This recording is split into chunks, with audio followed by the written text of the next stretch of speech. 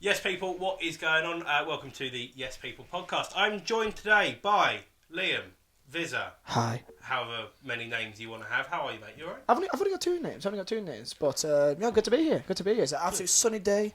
I prefer to call it endorphins running through my body right now. It's fantastic. It's kind of annoying, actually. If I had some nice, lovely set outside, we could have done it out there. But Exactly. Unfortunately, it's just the reality of being inside in England. One of your neighbours could look into your back garden, just call me a bit of a Christmas. He's weird. Anyway. He's weird. I'm weird. He's weird. I'll weird him out even extra. It was. I saw today. I was brand new. He's got a sign in the garden. He does gardening, and it said. Just end there. It's all a board that does gardening. All intruders will be composted. It said. Not funny at all. Why have it? Probably cost £18 that sign. Probably. You know who I call that? I call that Southerners. That's just the most Southern joke I've ever heard in my entire life. Because you are the epitome actually now of a Northerner, I suppose. To us anyway. Fam, I'm here with a Costa coffee. I'm not. I'm not. You're high class. That would be like if I was Northern. That would just be Mackey's. He called me a Tory because I had a coffee machine out there. Yeah. By the way, Louis and Scott are behind the camera. How are you guys? I'm pissed off because he called me a Tory. You are a Tory. I'm not a fucking Tory. Calm down, Alfie Days. Calm it down, mate. Calm it. Jesus. I'm not a Tory. Jesus. Anyway. Yeah, hi. Right. First question. Right, and start this off. Is this like who wants to be a millionaire? Is it a surprise? 50, what's the 50p for the first one. 50p. I mean, it is on the P, but this is like the sausage in Burnley. What? Okay. 50 quid already lost. Peter Crouch. Peter Crouch has all of the sausages. There is two questions that I'm going to start off with, and it's where better to start. You are wearing, of course, the Burnley colours. Yeah. Two questions. I'm going to hopefully get you to answer in one go. Why Burnley? Okay. And why the fuck are you obsessed with Dean Marney? Why? I mean, every single person that is aware of me and they come up to me in public and they're like, so what's this Dean Marney thing about then? And honestly, okay, so start off with the Dean Marney thing. It honestly, best way to describe it is that it's what happens when people which has a lot of time in their hands becomes really fucking bored. And then, so I decided to bring in Dean Marney as a sort of pack superstition. So saying that if you stroke Dean Marney in FIFA, you get good pack luck. Then all of a sudden everyone's like, oh my god, Dean Marney's the best thing in the fucking world. And then they get involved in it, then I get involved in it, then I start becoming Dean Marney kid. And then they're just like, yo, Dean Marney. I'm like, fuck it, let's go with it. And it just blew up from there. Dean Marney for Burnley was always a bit of a cult hero. He stuck in, puts everything. Almost very similar to Mikel. Almost like a Phil Bars, or almost like a Lee Cattermole kind of player. Like a Lee Cattermole, you get stuck in and just a bit Brexit. Sounds like it's a type of guy which only drinks Stella. Type of guy. And Burnley, born in Burnley, closest team to me. My brother was a Burnley fan, so he took me to games when I was my first game was in 2005, so played against Plymouth at home, 2-0 win. So, how old are you? 20. So I was 7 years of age back then. So local team. I'm quite fortunate that my local team is in fact a relatively good team. Yeah. Well, now they are. They weren't always at one point. Oh yeah, I mean, it was the definition of mediocre championship side. So I was growing up watching James O'Connor, JJ. I forgot his name actually. Shit fan. Andy Gray. Who else even know? I mean, we had Gary Cahill as well. Oh. Which he was loaned from Bolton, so we had him then, and we knew how good he was going to be. So so I'll just say you're welcome. If he doesn't mind getting a red card again tonight, I'd very much appreciate that. He ain't gonna make the bench, mate. Probably isn't too fair. Gonna make the bench. So so you are the local team. Yeah. I mean, there's a lot of people. I'm lucky. I live in London. Chelsea has always been my team. Obviously, you're down here for the Chelsea. You guys are fucking spite for choice around here, aren't you? Football teams. I have a huge thing. I'm an American football fan as well. The amount of people that support a team because it's kind of socially acceptable. Do you have a lot of that in Burnley, or is it a lot of people in Burnley do support Burnley? No one goes to Man United or Man City or Liverpool or anyone else around that area. When I was growing up, there's a lot of people that supported Arsenal, Chelsea, United, Liverpool. There's a lot of Arsenal fans when I was younger. Surprising. In my primary school, because Bergkamp, Thierry Henry, that was when they were really at their peak, in like 05, Old 04. school glory hunters. Yeah, Yeah. yeah. I mean, those glory hunters have died off now. They're probably watching like baseball or wanking off or somewhere. So, I mean, nowadays, I mean, what the glory hunter team now would be like City, won't it? In reality. So yeah, when you're growing up, I was kind of like deemed as like almost like an outcast for being a Burnley fan. To be fair, compared to because most kids, if they were into football, they'll support United because they have Ronaldo.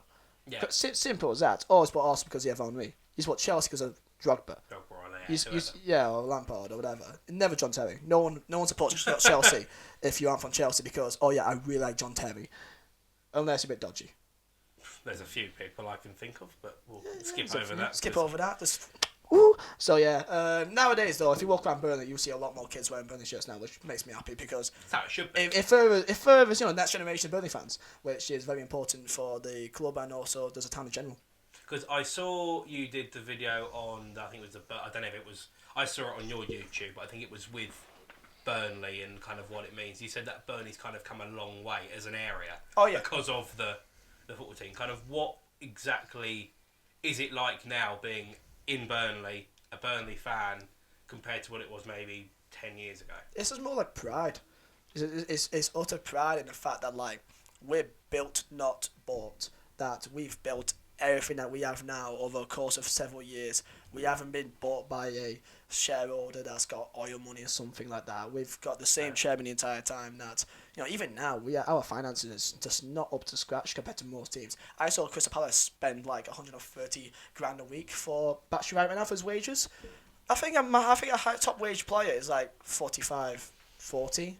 And Kid get that at Chelsea. Kid would get that at Chelsea. That's probably like Joe Hart. I think Joe Hart now is on like 65, 70. I think he took a cut from what he was on. But he's probably definitely going because he doesn't get played really. And Joe Hart is terrible. He's pointless actually. Yeah, it's just a waste of money. But yeah, like the kind of entire area, it's just a pure pride of just how the club's doing, and of course local businesses because of how people come around the country. To be fair, in Premier League to come to Burnley, to go watch games and that, and of course the entire area thrives from that financially. Yeah, it's a big bonus. I'm going to go onto your channel now because your channel has benefited big time from Burnley being half decent. It makes life a lot easier because you're going and doing a vlog at a Premier League ground rather than a Championship ground or whatever. Oh yeah. Why did you start vlogging Burnley games? Like, what was the inspiration? Because I mean, I vlog Chelsea games and I did it because it's stuff for my channel. It's this, it's that, and the other. It's not. I didn't do it because I thought I'd gain more out of it or anything. I just did it because I thought it was a laugh and I was going to football, and it was more of an excuse to go to football. Yeah. Is it the same for you or slightly different or? Well, my channel started off as like a scary game, just me doing terrible videos, Call of Duty montages, stuff like that. Some of them are classic though. It's absolutely terrible. And yeah, I did FIFA videos because FIFA's, I love football. I've always played FIFA, so I thought, yes, I might as well do FIFA videos, career mode, stuff like that. I'd started my Burnley vlogs. My first ever one was Burnley vs Leicester in the 14-15 season, which is, funnily enough, pretty much the game that sent us down. Matty Taylor missed a penalty, and Vardy scored, and we lost 1-0, and we pretty much went down from that game. So what a way to kick it all off. But yeah, it started off as a kind of, another piece of content for the channel. Back then I was just doing career mode videos for Burnley. So I thought, makes sense, I go games anyway, go home games. So I thought, might as well add it to the channel. And over the course of time, I got more involved thinking, people don't enjoy it, might as well keep on doing it. Of course, for me personally, I can look back on that. I like to share my own personal experiences as well. And then over time, I kind of established that how important it really was for some people. That because not everyone can go to games due to financial reasons or work reasons or whatever. So it makes a way for people to go watch Burnley games and experience it. That's why I don't really speak much or really give an opinion because I just want to pick. I want to give a first-person experience within the stands, within the experience going to a game with your mates, have a few drinks, have a few sing songs, have a few chants, and that's the point of it. So yeah, it started off as just another piece of content, and over the course of a few years, more people got involved, and yeah, I say it's done quite well. Yeah, no, it's done better than all right. Currently, unless this has changed in the last half hour, sitting at 175,500. Oh yeah, my channel's been deleted in the last. It's gone completely. Who are you? I'm working back at Mackey's now. That's what I'm doing, man. Chicken King. That's what I am, mate. Oh, that's coming up in a minute. Trust Okay. I mean, Did you ever think when you first started? It's a typical cliche question. But did you ever think that you were going to be getting 175,000 subscribers? Because I bet on that video you said it took you like 2 years to get your first 1,000 subscribers. Oh yeah, something like that. like when like kids typically when they ask me like, I want to start doing YouTube. How do I become a YouTuber? I'm just thinking, I don't know how you do it. It took me like 5 years to, get anywhere near to a sustainable living. It took me 2 years, to get to my first 1,000 subscribers. It took me 5 years to get to my first 100,000. It's been a very slow process. So to anyone that wants to do YouTube, like just stay consistent and just see how it how it comes. If you enjoy it, keep on doing it. So I never thought. I mean, funny enough, I was talking to a friend of mine at the weekend, and honestly, like he's been my friend since like back in like early high school days. I'm not 18. I'm not 15. I promise. And he was like, yo. When he knew me, I was a really, really I was quite overweight, minimal friends, and I was a massive, big time introvert. I stayed inside, and I just played Call of Duty, played Xbox, and I lived my online life there, and I just never spoke to anyone. Seriously, I didn't kiss a girl until I was like 18. Genuinely, it's peak times, Like I don't think I even talked to a girl in any sort of relationship manner till I was 18. Is that why you tried to spoon me last night? Precisely. Desperate times calls for desperate fucking measures, my friends. Okay. Weren't even for the warmth. I told you to not fucking tell people that. Anyway, that was in confidence. It was one time only. Okay. Sounds like an exclusive, doesn't it? Even though I may happen again tonight, but you never know. Unless if we beat you, then I promise I will. Fucking touch me if you do that. Did you call me a pedo? I don't know where you got that from. This I don't is know where you got that from. Anyway, okay, back to what's the question again? What was the question? That's when he's on about yours. That's about having spoon people. The original question was, did you ever think you were going to get there? No. Was there the one moment? I mean, I first met you a year ago. Yeah. Which you can't seem to remember, but there we are. Great, let everyone think I'm a dick. Great, fantastic. That's all right. I'm uncaring. We played football together. We was football friends. It sounds like Keith sounds like, oh yeah, we stood in DMs one day. I'm now his best friend. And we're now best friends now. I'm your best friend. No. Anyway, moving on. What's the question? What's the question? Was there ever the one moment that you had your channel? I remember I listened to the I think it was a Jackmate podcast with Chris MD, and he said why Pat Ronaldo, and that was kind of the moment where his channel blew up. Yeah. Was there ever the one moment for you that one went bang, or a couple in a couple of days or a couple of weeks hit numbers, and you thought this is? There's many. There's genuinely many moments. I guess the first one, my job, my career aspect before YouTube was I want to be a graphic designer. Okay, so I did graphic design, I did thumbnails for other YouTubers in the FIFA scene. And my first person I did like a big one was I Lucas. And I Lucas, I did a thumbnail for him. He liked it. I kept on doing his. Then he told me, he recommended me to like other YouTubers. I got to catch up with them. So like, let's say like Reeve, Match the Gamer, back in those days like Extra Mats, Ethan Gibb back then, Burnt Chip, JMX, and just kind of just way back, and it kept on going on and on and on. So I got into contact with these people. So I thought, wait, so I'm now talking to these YouTubers which I look up to. I'm as much of a fanboy as anyone else, especially back then. So I'm thinking I'm talking to these actual YouTubers, which nowadays most of my mates, I talk to Reeve like at least twice a week, which I think that's friends basis right now. Sometimes 3 times. And yeah, so that's number one. I thought, okay, so I'm now talking with these people. Second one was when Bateson got me to Fatal, which I had about like 10,000 subscribers, and honestly, back then that was when Fatal was like a big thing. It had the real big boys, the Penface, Bateson, Castro, DJ Mario, and I'm like, why am I in here? I do not belong here. So like, there's like a big time series that I'm involved in, and I'm like, why? That's because of the graphic design things, because way back in Reeve, not recommended me. So if I didn't do that, I would never go to Fatal, and if I didn't get that publicity there and that exposure then, I don't know if I'd be where I am now. So it's all a domino it's that effect. building the connections. It's over it's so long. building Even if connections. it's nothing about making videos. It's about It's all the linked. consistency of the thumbnails and Yeah, just like getting to just know like them anything in life, Yeah. in any career, that if you know people, you make connections with people, there's more like a chance that you're gonna get recommended or you're gonna get some sort of push somewhere. And with YouTube, it's absolute same. If anything, it's even more urgent. It's more necessary to have links in the YouTube scene because, I mean, if no one knows about you, then how can your name get out there? So that was my way to get my name out there, by doing people's thumbnails. After that, went to university, and I had a very, very like tough time at uni because I was in crossroads because my family, they don't know YouTube. They just want me to do uni, and it was like that. In their words, they said that I cannot have a successful career and a successful life if I don't go to uni and get a degree, which I think that is bullshit. That is absolute bullshit. I can understand the logic. In It's not in their eyes, I understand it because that's all they know. Because that's where they was raised. Yeah. But we're in 2000. Well, back then it was 2016, and it's a completely new world now. And experience is a massive thing. So yeah, so I was in crossroads with doing my uni course or doing YouTube, and I ended up getting to the stage around late March. I had a girlfriend, like early January. She broke up with me on the 1st of April. Funny enough, that time, I was failing my uni course. My YouTube, I get about like 4,000 subscribers in about, since September to March, and I was getting like, I'd still take that. I'd take that all day. yeah, but like, for me to actually continue that, I'm thinking I can't continue with this. Yeah, it's not going to grow at I can't do that. rate, yeah. And then, fortunately enough, on 1st of April, my girlfriend broke up with me.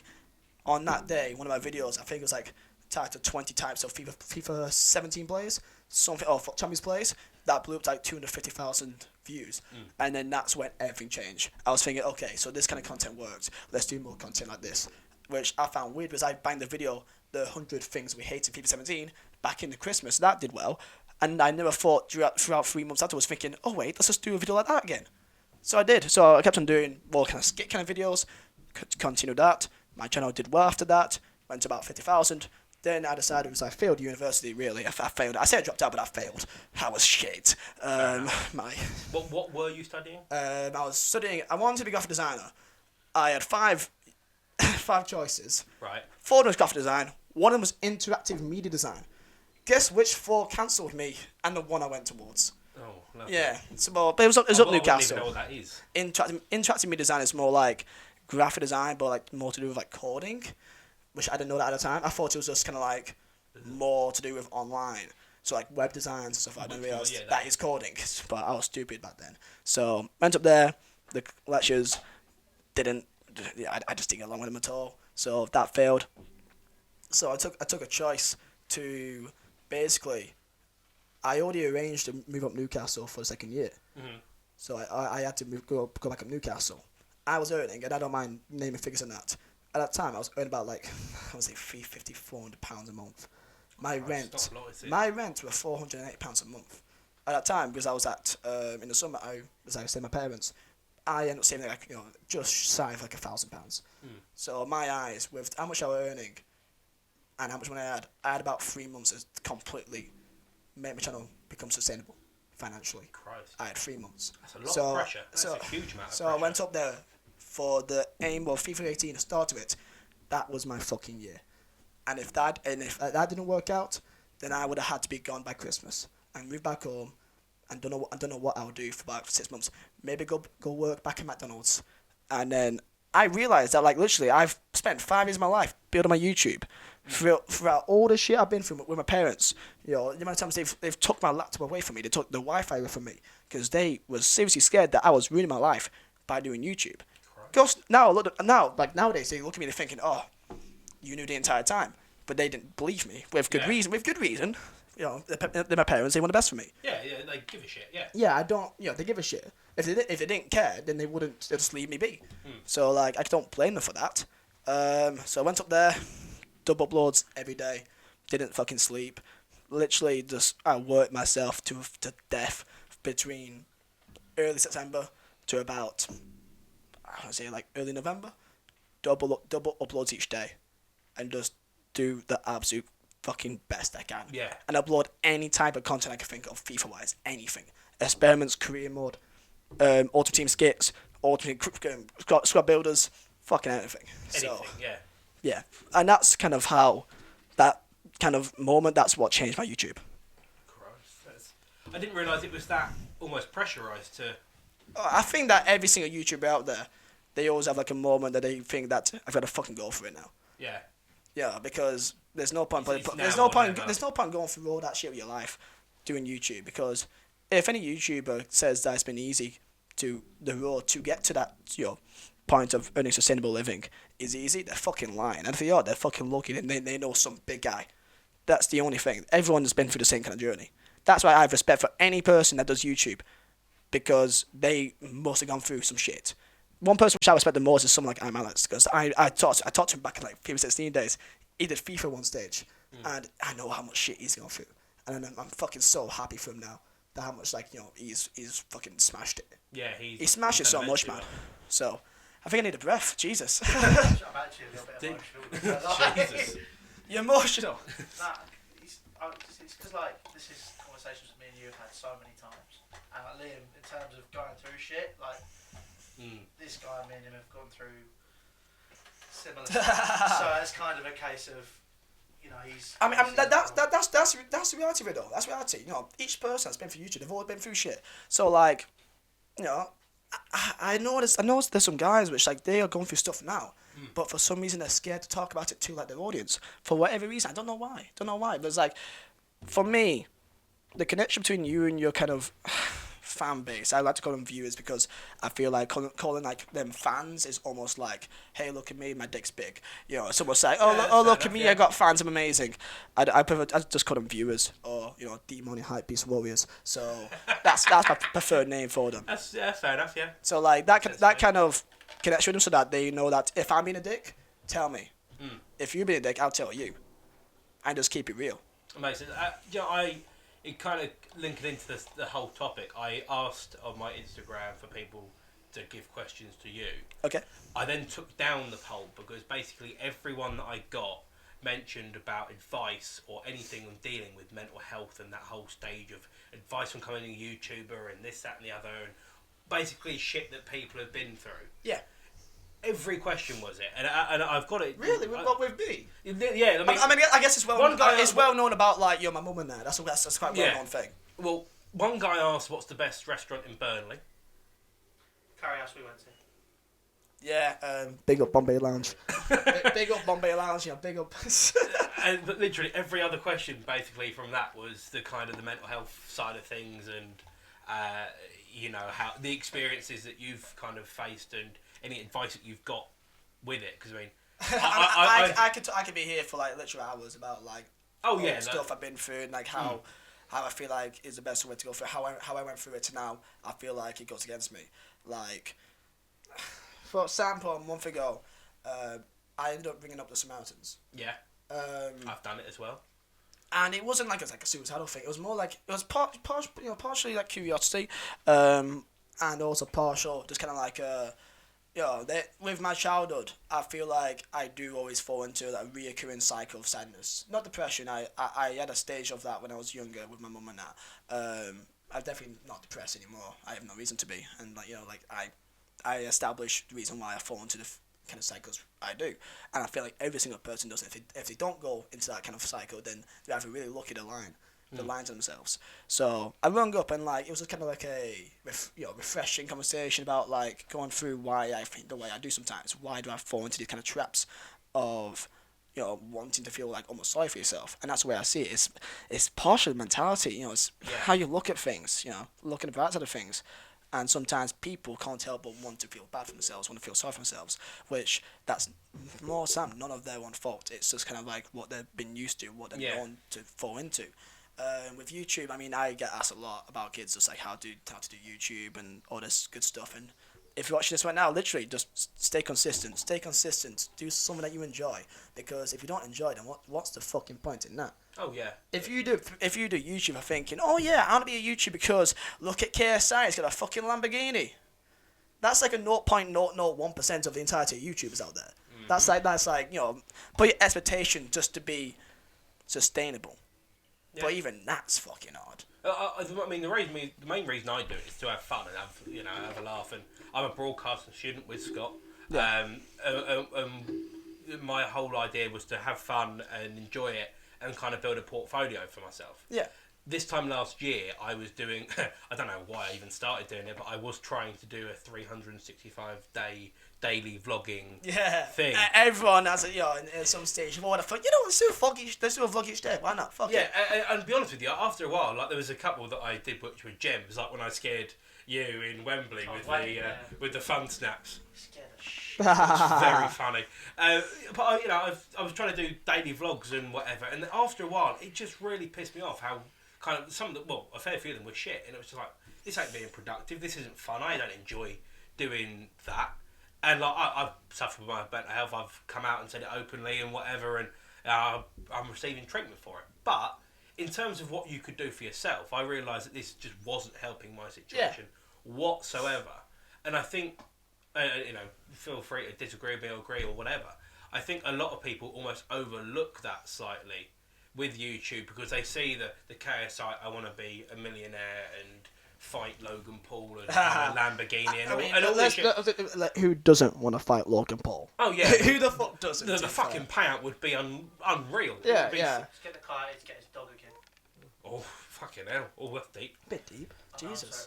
Sorry. Slightly funny, but... Kick the shit out of someone. Yeah, fucking, what else some of that? I can't my his dog again. Fucking hell, mate. It's a dog. Leave the fucking dog, mate. Yeah. Okay? I've got Leave two. the dog. I've got dogs, I'm sorry. Okay, but now you should know the pain. It's 2019. Dogs are like, they basically run the world. You could not Seriously. offend a dog. Wait, what YouTube was it? I remember Gaming Lemon. He killed people 1,000 times. He kicked a cat in GTA. Honestly, he had to take the fucking video down because the other people, rich because he kicked a cat in GTA. He murdered and went strip clubs and shit and murdered a stripper, but kicked a cat. No, that's fucking too far, mate. Can't kick a cat. Fucking hell. I can't kick a cat, but murder a stripper and bummer.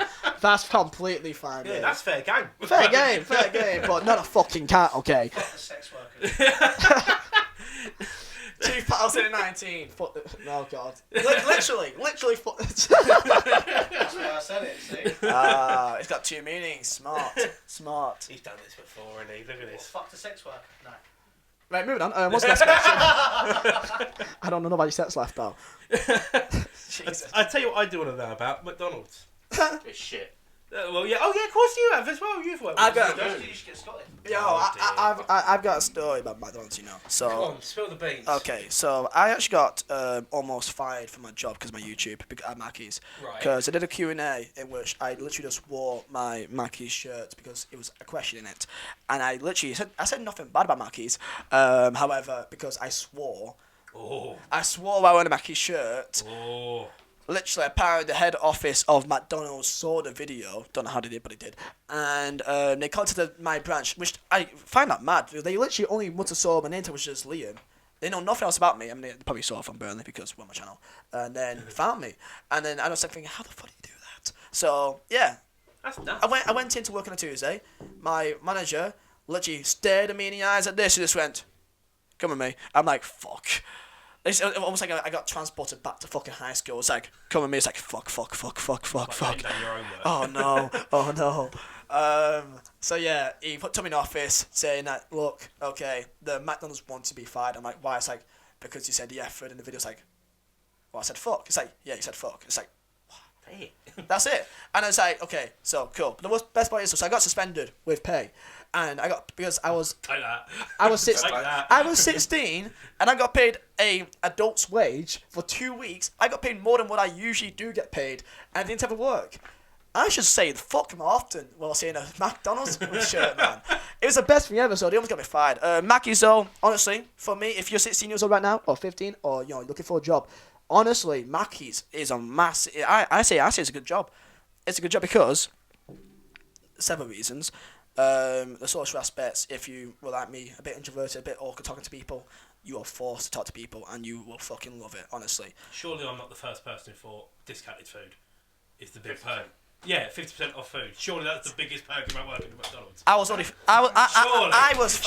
Of course you think that is. I was. Yeah, of course. I'm sorry. Surely it's the obvious thing. I was quite fat when I was younger, so at the time I went quite skinny. So I think I kind of don't want to really eat the food. I'm a lunch. You're the guy that come in with the Tesco's meal deal on your lunch break. Yeah. If I did have anything, it was just like grilled chicken wrap or something with like apple. And that was 2 years straight. I worked there for 2 years, and honestly, I didn't gain much weight at all. If anything, I lost weight. That's I lost weight, man. Long old time, especially as a kid. 2 years. Yeah, 16 till before I went to I think it was like early November to when I left before I went to university, which was in August. So almost 2 years. I did a shift at Christmas when I came back. So yeah. You just won. Yeah, this one shift. I was like, okay, that's me done. That's me done. I'm done with this. I'm done with like Mackies and that. But yeah. Anyone that wants to work in Mackies, I say go for it, man. Like better than working in like a Tesco or something, because like at Mackies you're always doing something non-stop. There's always something. It's always busy in the Mackies, always. So time goes by. Whoop, simple as fuck. So honestly, I say it's a decent job, to be fair. I used to work for Nike right by Wembley Stadium, so it was like the whole. It was constantly people coming in and wanting to get served and whatever. Yeah. And at the time I hated it. But my job that I do now, I'm not going to say exactly where I work, as I never do, but I sit there for large chunks of the day as He's one of the sex workers. Shush. Give it away, why don't you? No, I work as a receptionist, and it's like I sit there all day waiting for people to come in. That's literally it. It is a sexy secretary. It is a bit. I have my shirt unbuttoned. Oh, I was had that. I was had that thought inside my head now, just thinking, nah, nah, I'm good. That's scary me for. You literally sit there all day waiting for something to happen. Sorry, I find that boring. Yeah, it's so boring. Like every now and again, your manager comes up to you and goes, "Oh, can you come and do this? And you come and do that?" And you're going like, "Yeah." But then it's really boring, mundane task anyway. Yeah. It's got to be done. It's what you're there to do. Money's money, fine, whatever. But you're still waiting for that. Bearing in mind, I was like high-paced environment for 2.5 years when I was at Nike. Yeah. It's like, oh, people want to do this, people want that. It's nuts. And I also think something that's probably slightly unfair is that when you go and work at somewhere like Tesco's, if you go and work somewhere like Sports Direct, if you go and work somewhere like Sainsbury's, you do almost kind of have that illusion, for lack of a better word, in your head that when you kind of get a bit older, that is how work is, and the rest of your life it's kind of just like, oh yeah, I can sit here for a couple of hours and do the thing and get paid. The thing is that people are different. People have their own expectations of what they want to do with themselves. Some people want to go into like a bit more demanding role and like I guess a more established kind of job if it's into like you want to go be a manager or something like that. Yeah. But like I don't know, some sort of like for some of my brother who works for, I would say it's like marketing, but it's not really. But like he does really well for himself, and that he does all contracts with like airplane suppliers and stuff like that. Just like I don't know. Yeah, like he does well for himself, and some people. Like I know a few mates of mine that they literally just want to stay in Burnley for the rest of their lives, and just like they're happy with that. People have different work ethics. I don't know what mine would be. I guess I think you're quite like me. I think you're very like should be doing something, being creative and getting the best out of whatever it is. Yeah, like I've had a mentality with YouTube that if I don't upload each day, then the only thing I'm doing is hurting myself. I've got a mentality. I'm literally just hurting myself if I don't do my job. Because consistency is key. If I don't upload, then I don't get paid. It's as simple as that. So I run how much money I earn because I can completely base on how many videos I upload. So that's probably the reason why I guess I've done so well over, of course, in the last 2 years is because I just got the mentality that like if I don't do my job, then like I'm not gonna get paid. I'm not going to continue to grow, and it's as simple as that. So maybe that's the reason why I've been somewhat successful the last 2 years. But I think there's still a long way to go, though. Definitely still a long way to go. It's one of my further down questions, but what is the goal? What is the end product of Vizeh, or is there something different? Is there interview with Dean Marney? Is that his dream? That's the end. That'll be the last video on my channel. Ever. Ended off there. Just Vizeh versus Vizeh meets Dean Marney. It's like Thanos. It's like Endgame. Unless I turn into fucking Thanos, that'd be the end of it. That'd be the end of it. I turn into Thanos. Would you go claret and blue, or would you just go purple? Nah, I'd just be fucking. That'd be purple. You go purple. Purple. It's just I can just see the Infinite Stones just be. Yeah. Claret blue. That's right. That's the end. I was thinking more Mega Mind, but you know. Oh, I saw that comment on the Instagram. Okay. I can't be asking us to say anything back. Okay. Thank you. You dick. Love you, Lynn. I don't. Anyway, what's next on the list? football. Okay. Not Burnley. Okay. Football in general. Okay. Opinions of it. This. Have you always been one of those people that is I love football from the word go, or has football been and that it's always been part of your life? Like, did you play? Yeah, I played football. That's just in the park with mates when I was 4 years of age, and just played every day. Okay, I leave my house if it's a Saturday. I leave my house at like 10. Come back when the when the street lights start coming on, and that was my life. I could just be playing in the field and just have a fucking time of my life for like 10 hours straight. Did it ever piss you off? Not Burnley and whatever, but just being in the kind of the footballing world now. Is there ever like I just want to go away and do nothing to do with football? No. I find I can't imagine. I can't imagine not being involved around football or watching a football, playing football. Like it's just kind of like I always kind of think if you don't watch football weekends or you just aren't involved about you don't care about it. What the fuck do you do? Yeah. What do you do? Like if you're like a guy or a lass and a weekends, what do you do? Do you just fucking like plant pots each day or something? I don't know what the fuck you do, mate. Honestly, it makes no sense. Like, of course, that's an ignorant standpoint of mine, but that's just all I know. That's my upbringing. Like, my entire family don't care about football. Yeah. It's only me and my brothers. My dad doesn't care. My grandparents didn't care. Uncles don't care. Everyone else, my nephews. So literally now, Burnley, the choice of support, it was literally yours. It's not even like we're going to get a Burnley and whatever. And it it was like I guarantee we're gonna go into like glory hunters and like that kind of thing later on, but like like I had my own choice. I mean like there was a time which I was kind of debating I like Liverpool for a stage because Fernando Torres was like my first like love growing up. Like I had like a man crush. The blonde hair. Imagine me, 9 years old, proper fat bastard, in love with Fernando Torres. Yeah, that was me. That was genuinely me. Yeah, kind of sounds similar to. Yeah, kind of. Yeah, sounds similar.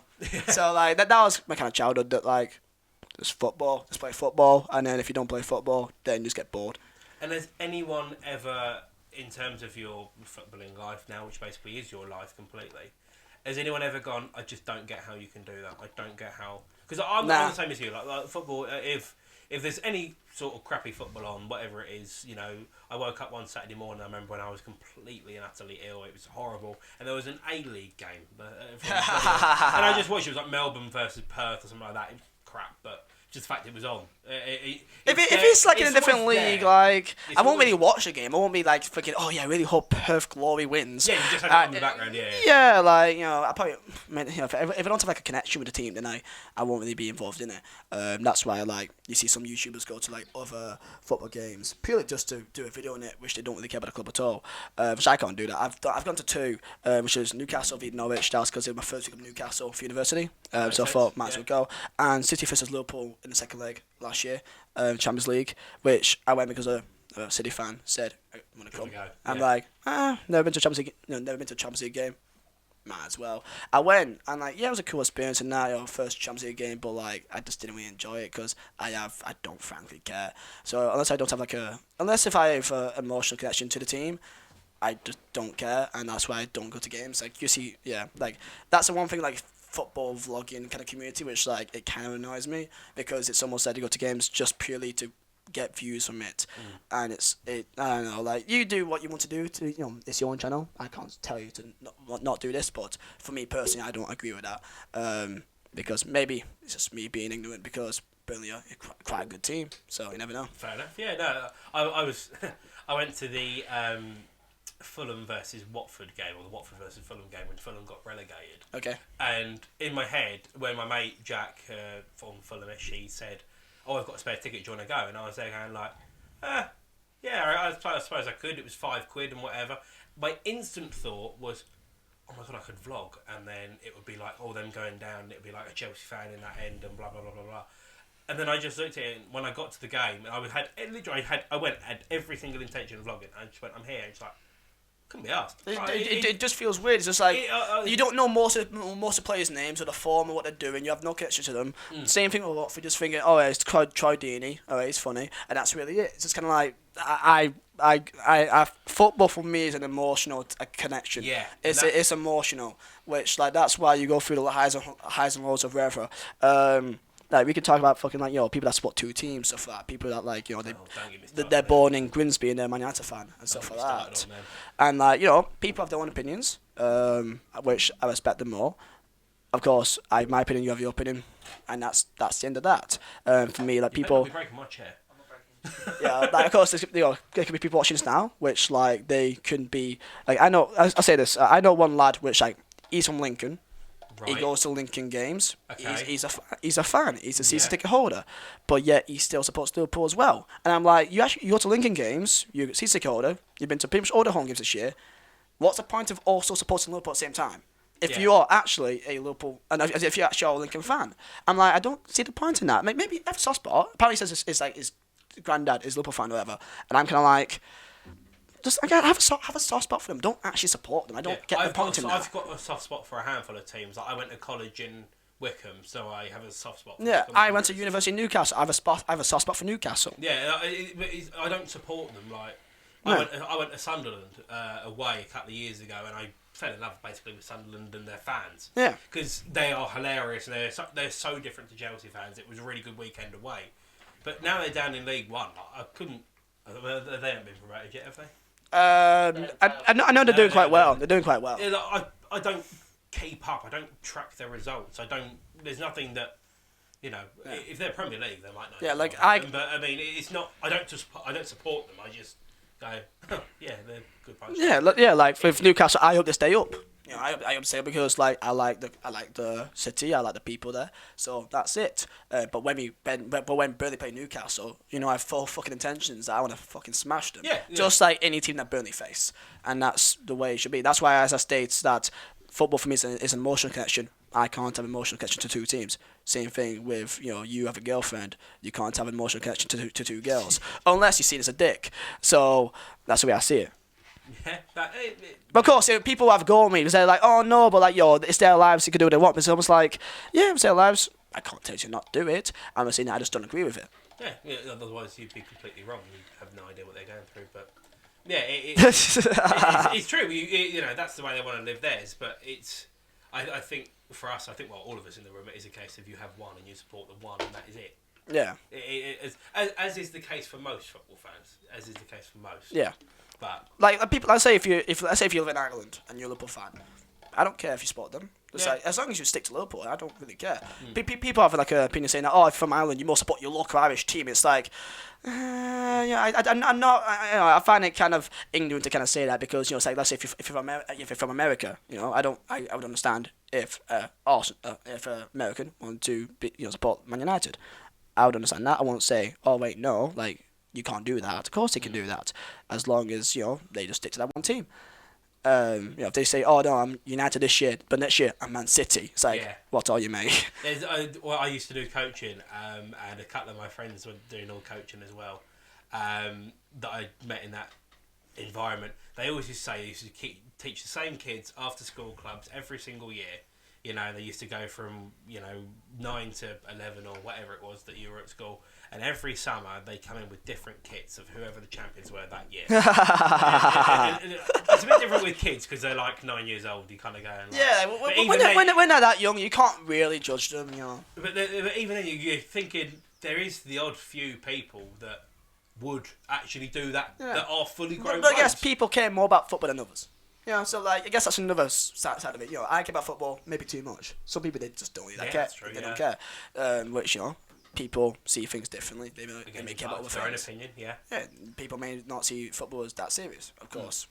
But I like it a lot. Yeah, so that's the way I see it. I was going to ask, is there ever been anyone that kind of looks at you and goes, the footballing world is, it's too big or it's too this, it's not important, it's not a lifestyle, same thing how you said about your parents and whatever with the YouTube thing, it's not the right thing, and they actually want to kind of turn you down a different route, which is away from football.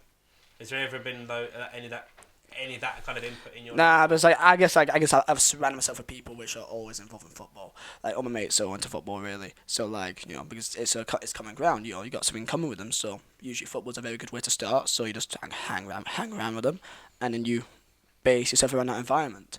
And that's just what anyone does when they're younger. So yeah, no one's been like football like why you bother with it. I think everyone understands, unless they're a girl. Like most girls, let's say if you have a lass and you wanna go watch some football, and they're like, yeah, no, it's shit. It's like okay, that's fair enough. Yeah. That it is what it is. They're raised completely different. Sometimes they're like they just don't care. They've not been raised in that environment when they're younger, so of course that's why they don't care about football. So I get that completely. Yeah, because there's a handful of people that I say when we do sports broadcasting, and people just go, it's not a career. Like it's a huge career now. I don't. Yeah. It's ignorance. They don't know. They don't know. There's nothing that we can do to help it. I'm going to go back now to your channel. Okay. And the kind of the inspiration that led you to kind of start, which I know was 2013 you started. 2000 and late 2012, 2013. Yeah. Yeah, and I mean, it's well documented about your mum, unfortunately, that the events that occurred. I know you said that was why you started your channel. Yeah. Was your mum passing away? But I mean, in terms of, I remember you saying, oh no, sorry, I lied. I remember you. I remember you making the video saying that you spoke to KSI, and I thought, oh shit, this is like going up in the world. This is going to be the huge thing. And it was just a Discord thing. But you said obviously that he is like your inspiration and whatever in terms of doing videos and whatever. Did you ever? Obviously, we covered it with the millions of pounds and Lamborghinis and fighting Jake Paul and stuff. Did you ever want to be like him, or did you ever just go, I want to get to a point that's calm for me? Where was the kind of the start with it? It wasn't really more of I want to be like as big as him. It was more of I want to make content like him. I want to be spontaneous. I want to make let's say I do an intro that people watch because they're wondering, let's see what this weird kid does next. Each video it's some more wacky shit.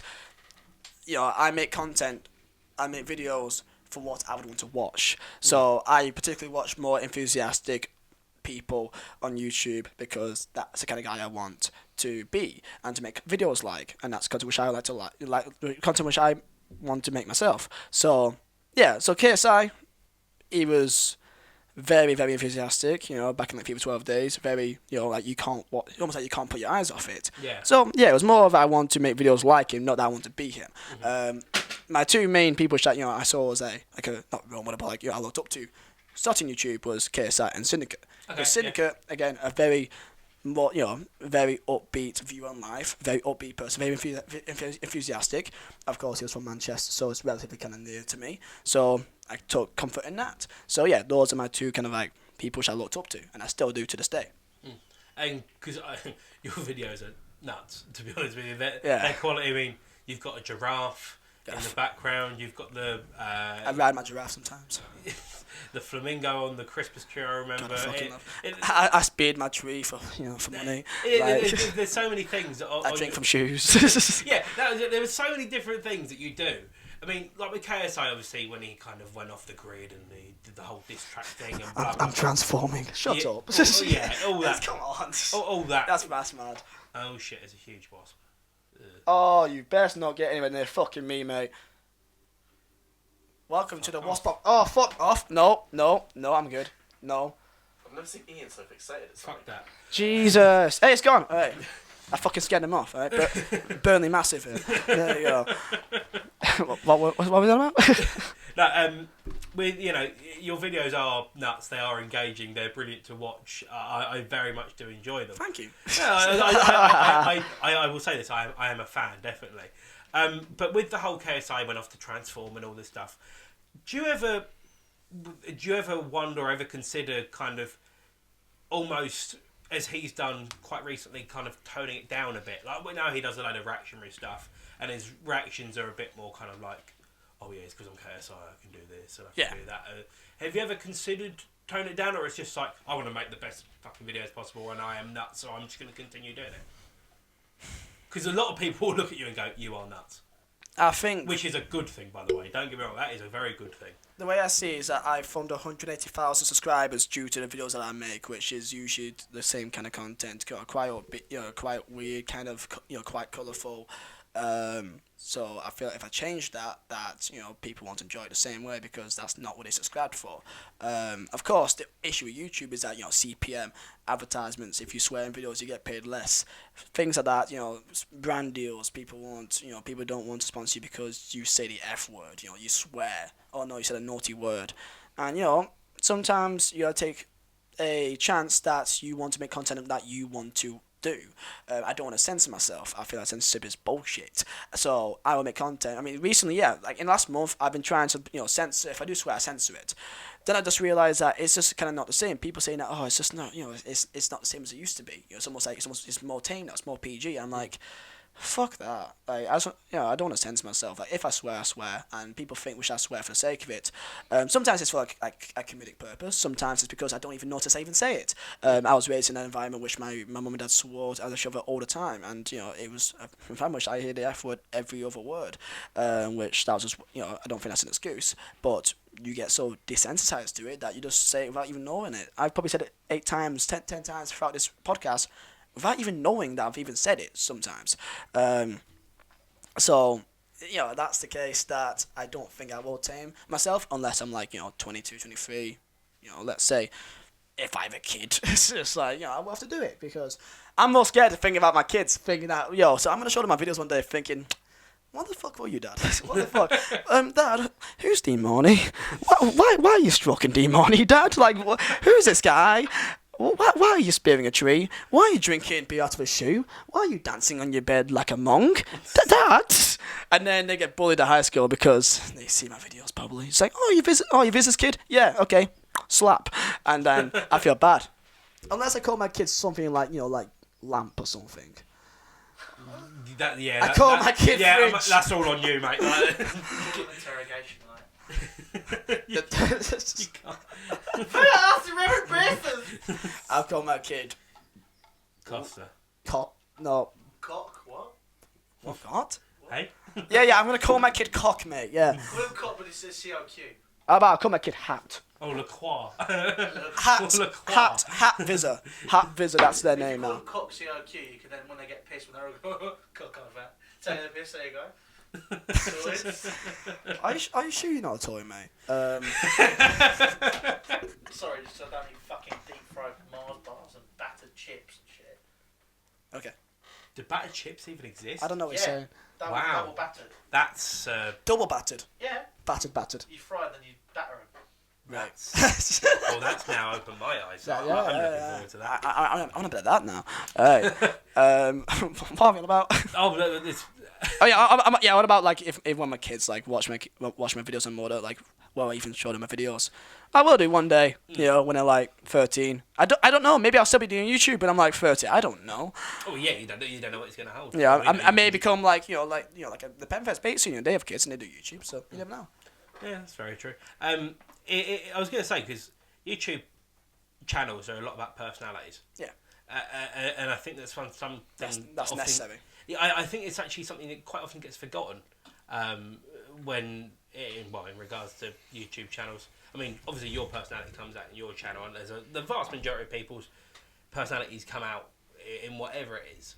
But in like the I think the thing, and I'm not as into YouTube as others, and trust I'm no expert on the situation. But the whole T series and PewDiePie thing. Yeah. I kind of feel like with the T series stuff, it's almost like they're taking the personality almost away from it.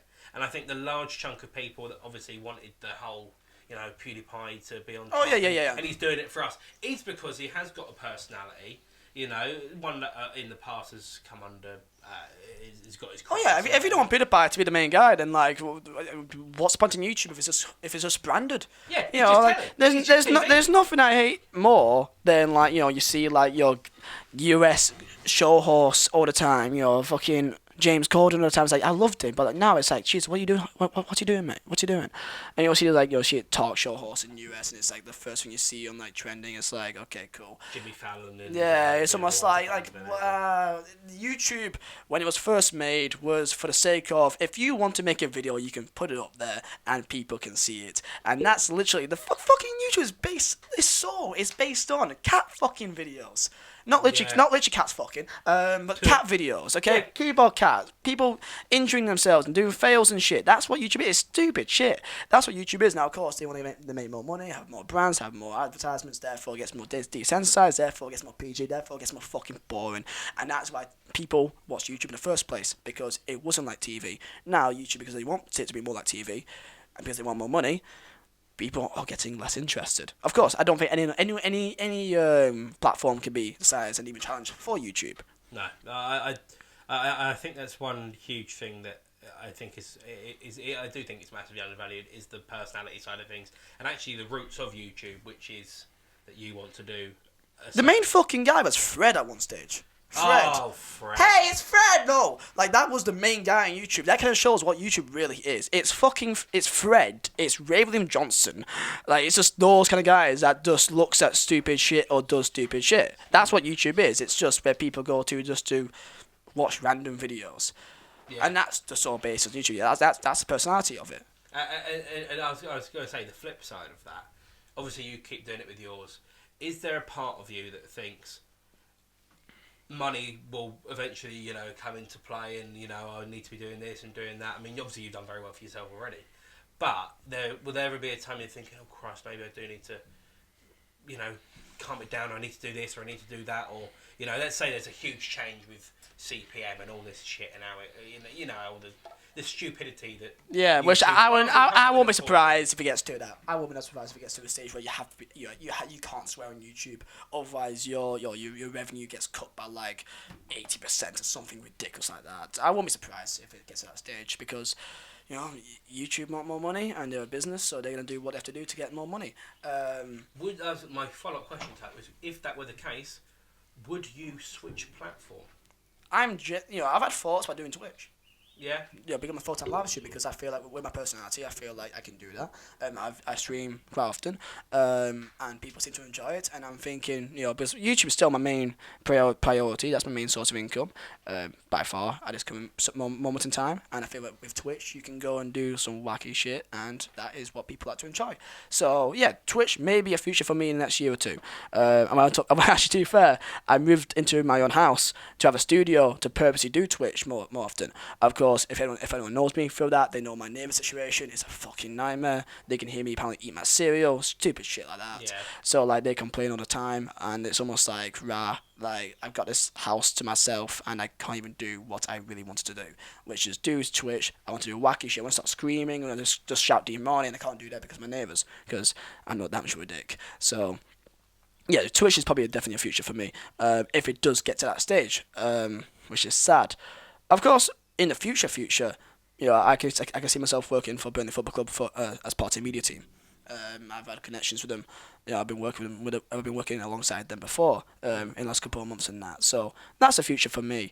When I get to let's say late 20s, if YouTube and Twitch doesn't starts falling down after then. That's the thing with YouTube, right? Imagine a job where literally every week, every month, everything can change.